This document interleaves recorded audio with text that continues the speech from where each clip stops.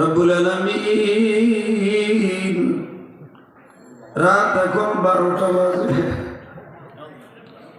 এলাকার প্রত্যেকটা দরজা বন্ধ হয়ে গেছে। আমরা জানি তোমার রহমতের দরজাটা খোলা। রহমতের দিকে তাকায় আমাদের জীবনের সব গুনাহ মাফ করিয়া দাও আল্লাহ। তুমি দেখো আমার স্টেজের পিছনে কবরস্থান,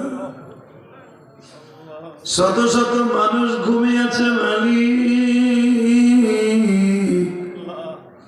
কিয়ামত পর্যন্ত লক্ষ লক্ষ মানুষ এই কবরস্থানে ঘুমাবে।